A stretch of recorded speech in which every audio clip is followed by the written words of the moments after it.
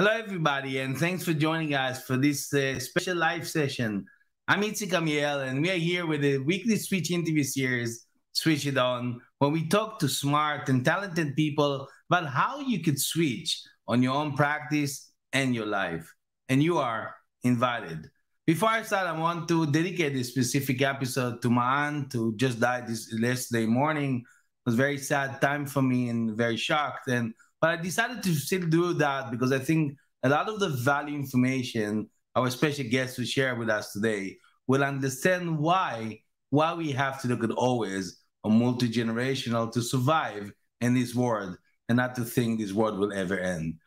So today we're going to talk about the future of multi-generational law firms. So I want you to feel free. I see people joining us, and I know you always see it in the last moment. So please type in the chat box who you are, where you're dining from, so we can show it our guests that you are with us. So we are not alone, kind of two lunatics speaking to each other. So just join us, and I can see some people typing in. I know, as a lawyer, I know it's hard to put your in, but it's for you. Thank you very much, David, for joining us from Germany. Happy that you're joining us. Awesome. And Igor from Finland, and Elisa and Rajesh and Danny. But all of you, please type in so we can share with all the audience who you are. And do it, please, for all of us. I have the honor to have this live session with a true expert and a New York bestselling author. Today, my special guest is Lindsey Polack. And I hope I pronounced the first name and last name correct, since she will correct me. But before I invite Lindsey to join us, I like to chat behind people's back because they will be ready if I share everything in front of them. And let me share with you a few highlights about this amazing lady. Lindsey is a multi-generational workplace expert. She's a New York Times bestselling author of 4 books, including The Remix, How to Lead and Succeed in Multi-Generational Workplace, and the latest, Recalculating, Navigating Your Career Through the Changing World of Work. Lindsey was named to the 2020 Thinker 50 Radar list, which honors the top global management thinkers whose work is shaping the future of our organization and managed and led. Lindsey's speaking audiences and consulting clients have included many corporations, conferences, universities all over the world, and advice and opinions have appeared in such media outlets as Today Show, the New York Times, the Wall Street Journal, CNN, and NPR, and much more. So I want to invite you, Lindsey. I know you hate listening to yourself. People hating. Hi, nice meeting you. And again, it's nice joining us. Thank you very much. Thank you. And I'm so sorry for the loss of your aunt. That's a really difficult thing to go through. And thanks for sharing with us and having this conversation today. I'm really happy to be here. Thank you very much for you, Lindsey, for your time and the valuable information you're going to share from all of us. We say in Holland, short but powerful, because they have only 30 minutes, but I know it will be a powerful session. So thank you from the beginning already for what you share with us. But before that, let me, if you allow me, to set the stage for our conversation. Because I think for the first time in history, and I think you said many times, 5 generations now share the workspace. And professional firm leaders must balance the generation gap of multiple decades between the oldest and the youngest employees. Within any professional firm or organization or any team or any meeting or any marketing opportunity, you may find any combination of generations. So each of these age groups has their own attitude, expectation, and maybe even professional styles. And generational issues are often exacerbated during challenging times, such as the global COVID we are all in, the pandemic, and the remote and hybrid work situation it has created. To lead and succeed in any professional firm today, you must adapt to how younger generations work while continuing to accommodate their oldest colleague, of course, and paying attention to the next generation coming up. So how professional should switch to a better manage and leverage the unique skills and talents of each generation. This is exactly the reason for this specific special session with Lindsey. And Lindsey, I love to start every conversation, what I call 10 in 1. I'm going to ask you 10 questions in 1 minute. I know we didn't prepare, and you can always avoid answering me. But it's just to give a glimpse to the people, a lot of the thoughts you have already, because we have only half an hour, before we dive into more lengthy conversation. Are you okay with that?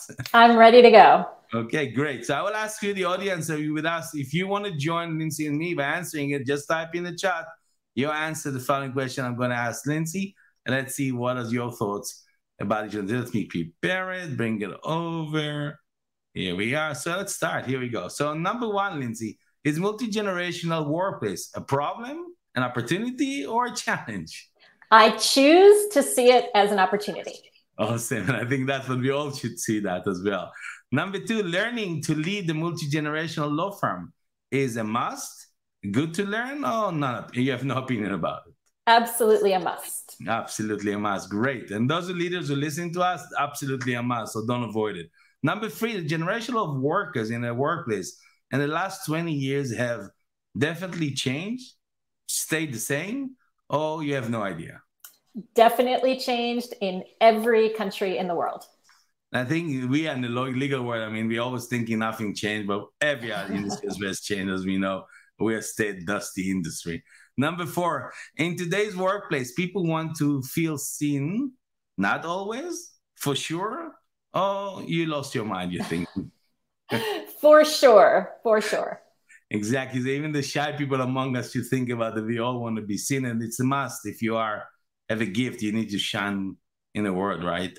Number five, many professionals and firms are becoming more open and honest.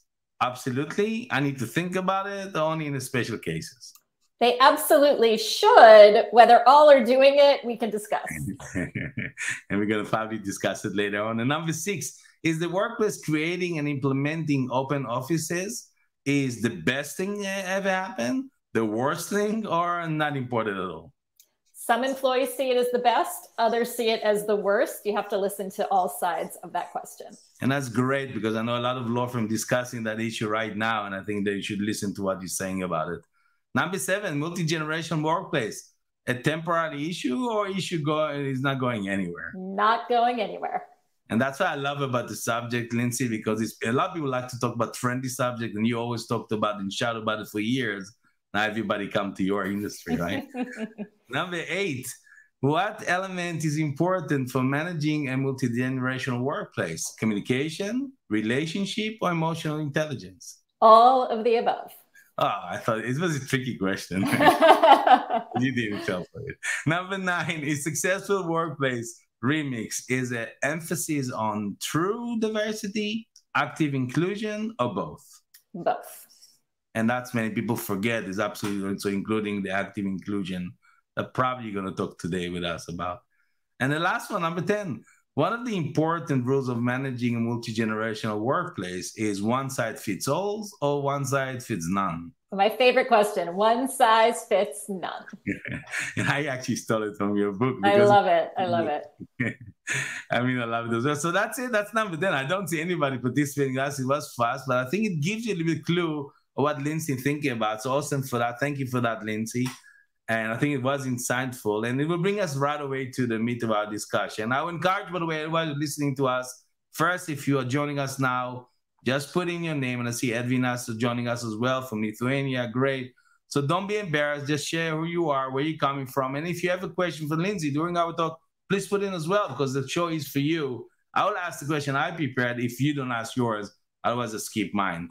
So, Lindsey, the first thing I want to know from you is, I mentioned before we have a 5 generation within firms, and that's something you have said. So can you define for us, what is the 5 generation in today's workplace, and why you think it's important to leaders to think about a generational diversity? Great question, and thank you for starting with that. So this is the first time we've ever had 5 generations in the workplace. And it's not because young people are coming in. Young people have always come into the workplace forever. The difference is people are living and working longer all around the world. So the diversity is really happening on the older end of the workplace. And I'm based in the United States, so I'll give you the US terminology, but it's really spread globally. The 5 generations are the traditionalists, who are the World War II generation of that era. We have the baby boomers born 1946 to 1964. They were the largest generation ever born in the US. We have Gen X, of which I qualify, born 1965 to 1980. Me We too. have, excellent, my friend, I see it. We have the millennials, who are considered the first global generation because of the internet.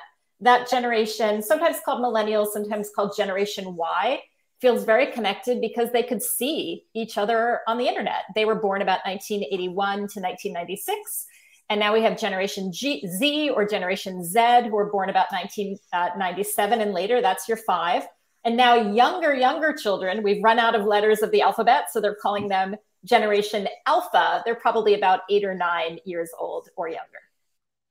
Great. I'm listening to you because I remember there was many years ago when I listened to some seminars, they just start talking about millennials, and now we have so many other generation. Yeah. We always have these discussions, and I think so. I'm going to ask more questions about it. But first, again, everybody who asks questions for Lindsey and you see, please put it in the chat box. That's the easiest and the fastest way to let me approach Lindsey. And feel free to ask any question you want. I know she will avoid questions she doesn't know to answer, so don't worry about it. So you're invited, by the way, to learn, you're joining us about the future of the multi-generational law firm. And Lindsey, I want to ask you about the next question, because we understand there is a mix of generation between the law firm. So what is the biggest, maybe the word is misconception about the generation? So I think we tend to stereotype different generations, that they're all one way or all another. So for example, a stereotype of the younger generations, millennials or Gen Z, is that they love technology and they want to use technology all the time. But a lot of young lawyers say to me, I like technology, but I also want to talk to you face to face. I also want to come into your office and meet with you. And a lot of older workers say, yeah, I do like meeting face to face. I am good at talking on the phone, but I also like technology. So I think this idea that one group loves technology, one group hates it, one group all want to be back in the office, one group doesn't, that all or nothing thinking, as you said, one size doesn't fit all. So we have to think that there are trends in generations, like many young people are very good at technology, but not all. And so you just can't assume that any person is going to behave a certain way because of their age. You might have clues, but never guarantees. So allow me, Lindsey, just to sneak in another question in between, because, I'm thinking about the bit for my side, because I love technology. And of course, I belong to the X. And I'm afraid that some of those people, by stigmatic way of thinking, and I think, oh, they belong to this generation, they probably are not good at technology. And it's almost like many times come to me as an insult, because before becoming a lawyer, I was an IT engineer and programmer. So maybe if they won't discover the person without putting them in the box, they will never know what is really going on, and they will never be able to approach every generation. Or you say I'm wrong over here? I think that you have to judge each person as an individual, but you also have to give people time. So somebody might not be great at technology, but it doesn't mean they can't learn it. Or a young person might not know the proper etiquette of your law firm, but they can learn it. So we have to stop believing that everybody has this, quote, common sense that they were born with, when it's very, very different from generation to generation. So, for example, somebody in their 90s could come in and learn how to make a TikTok video. It might just take them a little bit longer than a 15-year-old. And you or I might be able to walk in and have an in-person networking session because we're used to that. A young person might take a little bit longer to understand the etiquette of how to network at a luncheon. So sometimes it's not about can you do it or not, it's about needing a little bit of extra support in order to do that. Does that make sense? Yeah, absolutely. And I think the fact that you also, I love your word attention, because I write about it, that paying attention to everybody in the room and not generalization, everybody is the same, that's by itself worth a lot. I mean, when people feel that if somebody took care of them, listen to them. And by the way, those who are joining us now, I'm here with Lindsey Polack, speaking about the future of multi-generational law firm. And if you want to say hi, please name in the chat box where you're from, and we'll make sure that everybody see you. And if you have a question for Lindsey, please ask it. Lindsey is a best-selling author, New York Times best-selling author, 4 books, and soon more about it and how to reach Lindsey. But if you're interested to learn about Lindsey and her work, and I know we don't have a lot of time, you're always welcome. And I hope he is right. Correct me if I'm wrong, Lindsey. You can always welcome to go to Lindsey website, and you can find more information. It's lindseypolack.com. That's correct, Lindsey. Perfect. And then you find much more information and books. And where can you hear about Lindsey more? We're not going to cover everything today, but I want to see how amazing Lindsey is at her thoughts and ideas and books. and you better buy part of the books, if not the last one, at least the remix. So I know you don't like me to promote, but I have to do that. Oh, feel free. So, and of course, guys, if you want to learn more about the Don't Miss Any Weekly Switch on interview series, you can follow up on LinkedIn, on the Switch Up website, sign up and get my business development strategies and tips, but also add it to the list where you get reminder of fantastic guests like Lindsey of today. So let's continue about these fascinating topics. And I know a lot of people joining us. It's funny enough to see, Lindsey, that a lot of people before, well, a lot of young people wanted to join, and I see in our audience, I recognize a lot of faces. A lot of people probably Generation X and maybe millennials. So it's interesting to see that. And so to talk about more about the subject, I want to really to give us practical advice here to our viewers. And so what is your most practical, actionable tips for leaders who are managing people of multiple generations? I think it's all the people who are listening to us now. So I'll give you 3 of my favorite tips. The first is anytime you're putting together a committee or a plan for anything, have every generational voice represented. So if you're planning an event, if you're planning a new marketing strategy, if you're planning a recruiting strategy, make sure that you have generationally diverse voices, because your clients and your stakeholders are generationally diverse. So have everybody in the room to have those conversations. Number 2, in a one-on-one relationship, my favorite question to ask is, Itzik, you and I are going to do a project together. How do you like to communicate? Anything I should know about communicating with you? And that could be generational. It could be that you're an extrovert and I'm an introvert. Could be that you take your child to soccer practice at 4 o'clock in the afternoon, and that's not a good time to reach you. So show people the respect of understanding that we don't have standard ways of communicating anymore. And I think that solves a lot of generational problems. And I think number 3 is don't make assumptions about what anybody else wants or thinks or wants to do or believes or doesn't believe. As an American, I know a lot of people make assumptions about what I like or don't like, and everyone's an individual. So I think walking in and being open and really assuming the best intentions, that particularly in a business context, people want to get things done. People want to do the right thing. People want to forge relationships. They might prove you wrong, but I think assuming that because someone is a certain age, they do or don't want to do something. And an example of that is you might have an employee who's a baby boomer, and you might think, oh, they're at the end of their career. They want to retire. They don't want to be developed. They don't want to go to this conference, and they might absolutely want that. So don't make assumptions. Ask people how they want to communicate, and make sure that you always have all of the generations represented when you're making big decisions. I love every advice you give, because, every one of them remind me of stories, and I'm not going to share now. But I mean that I needed you 10 years ago in board meeting that happened, and people start assuming, and that person's like that. And I said, no, you never asked him? No, we did a survey. No, did you ask this person? Not a survey. Oh, we never had the time to do that. And that's exactly what make the mistake all the time, including with clients, right? They don't listen. And if you listen, if you ask, you get all the answers, and you don't have to assume anything, right? So I love every practical advice you give. It's so true on not only of managing multi-generational workforce, but a lot more things in life, but definitely when you have people from different generation in the office. Lindsey, I love the discussion. I hope it was an hour and not an half an hour, but we'll do more with that, I'm sure. But the next question I ask you, because I'm waiting for people asking questions. I see there's comments coming. Let's see if people want to ask any question. But again, if anybody have any question, thank you very much, David. Brilliant word. Thank you, Lindsey. Great. People loving it. But if you have any question, please put it in the chat box. It will be asking. Otherwise, I continue asking my question for Lindsey, and I have a lot of them. So let's see what the next one. So in relation to connection between multi-generational, or maybe even connecting it to client relationships, something I like to speak about many times.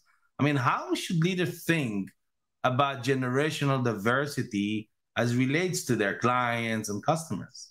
Not only I think it's really similar. And I work with a lot of law firm clients where sometimes the change with their employees happens because their clients are changing. So for example, you might have a client who's younger than you are, and you might want to take them to your favorite steak restaurant. And they might say, I'm a vegan. I don't like to eat steak. I don't want to go there. And it makes you realize that what you think of as impressive, right, or the right thing to do is not what they think of that way. You might want to have a big closing dinner, and they might say, well, I'm with my family during dinner. I'd rather do a breakfast. So I think it's making sure that if you want to honor somebody or show a lot of respect to a client or thank them, you might choose to do it in a way that doesn't feel good to them. So ask, say, hey, if we want to thank you, what would you like?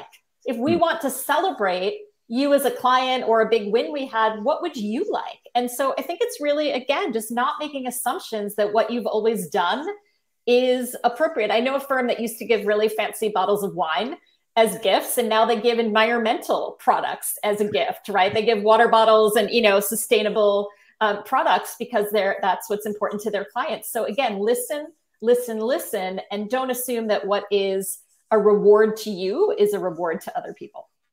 Great. And I think it's also, as you said before, it's very individualistic as well, because when you sit with a client, when you listen to them and you learn communication skills, you listen to the clues they give you, right? Like if they say, I hear what you're saying, the auditory. So your pen with the logo will not help. They want to hear, some good words. But if they say to you something like, I see what you mean, they are visual people. And then maybe they want to have the chocolate and the flowers. And by the way, it helps also in personal relationship with your husband and wife, right? It helps with everything. What else I'm thinking of with law firms is a lot of companies now are much more casual. So maybe as a lawyer, you would always show up in a suit and tie, and you might walk in to your video gaming client and they might be turned off by that. You might think you're being impressive, but they might find that you don't understand their culture. So I think it's also about asking, hey, what's the dress code or what's appropriate for this situation, and not always assuming that the most formal is going to be the best. I see that a lot because law firms tend to be very formal and professional, and sometimes that works against them, believe it or not. If nobody would believe that you're now working for any intelligence agency, that's my life. Actually, I was in a conference of lawyers who somebody was wearing almost like a DJ or a gaming guy. And I said, what is that lawyer doing? And I went to this person. It's exactly what he said. The guy is from the gaming industry. He was wearing like a gamer, but for lawyers, everybody with the suits and tie, he was standing out. That's not something we is that weird though. But since he was a German lawyer, German are very strict in the behavior, and it was not. It was taken very seriously, and everybody was gathering around this person just because of that. So you're so right about it, Lindsey. You're spot on. Awesome for that. I want to ask you almost the last question. If I don't see anybody asking questions, and I'm warning everybody there, your time to ask questions almost end. So I'm going to ask my question for Lindsey, and you can ask it in the chat box. And if not, then the only way to reach Lindsey is via our website and an email. But Lindsey, let's address the intersectionality, on that, and how do and I like to put it in last because there's so many discussion about it, and sometimes I'm fed up talking about the subject just because I feel like some people are holding the subject not because they're expert, just because it's trendy to give them stages. And you're a speaker, I'm a speaker. So how do gender, race, ethnicity, sexual orientation, all these things and other factors affect generational understanding? Such a great question. I'm so glad you brought it up. Intersectionality was a term coined by the lawyer and academic Kimberly Crenshaw, that I might be a Generation X, but I'm also a woman. I also have white skin. I'm also an American. I'm a non-lawyer, right? So that also impacts how I see the world. I've had some lawyers say to me, I see myself as a lawyer first, right? Or I see myself as a Black lawyer first or a female lawyer first. So you have every right to choose what are the important identifiers for you. But again, it's about not making assumptions that every millennial feels the same way, right? A millennial in the United States might feel very differently than a millennial in France, and all of the different identities. So again, it's just a reminder that there are so many factors that go into our identity. The reason I think age is important is it gives us some clues as to what experiences someone might have had or not had in their life, maybe what expectations they have about what their firm or their clients might offer and provide. Never a guarantee. It's just, to me, another tool in your toolkit. And intersectionality points to the fact that we need many of those tools and we can't make snap judgments. Thank you for bringing that up. Right. And I think it has to be real and genuine, and don't try to invent things just to get, empathy of others. And sometimes people are not showing empathy, though you are sharing it. And I personally got a lot of insult by sharing my specific things, and I'm not sharing it anymore out of, because of that. But, I share that being Jewish is also being diversity. And I've been accused that Jewish are all rich people. And I thought it was just, you cannot say that. But, that's in my case and not long ago. And that bothers me a lot, that's what people think. Although it's, again, minority, and I have to get the multi-generational also have to take into place. But anyway, that's part of my views. But forgive me for sharing it. It just I thought it's important for me. But I see there is another question from the audience, Lindsey. Vidas is asking, who should take more steps to colleagues in multi-generational law firms? I think everybody has a responsibility to do this. And I never want to say older people need to adapt more for the young, or younger people need to adapt more for the older. I think it's up to everybody. Certainly we have to defer to our leaders. And certainly if you're a junior lawyer, you'd want to defer to the preferences of more experienced lawyers. So given the hierarchical reporting order of a law firm, I think we all need to adapt to each other. And one of the things I like to say is to know your history and keep up with the times. So younger people might need to learn a little bit more about the history of their firm or the business, and older people might need to keep up with the times a little bit more, but we all have to have a balance of both. Awesome. Thank you very much, Lindsey, for that. I hope Vidas, thank you for your question, Vidas, and I hope that's answer your questions.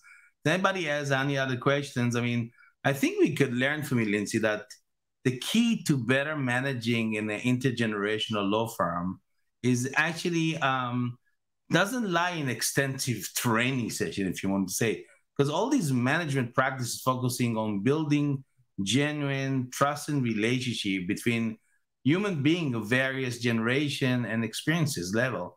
And really, what more universal success strategy could there be? I think that's the motto. So to summarize this session, I want to share a quote from William Jens, who said, the greatest discovery of my generation is that a human being can alter his life, but altering his attitude.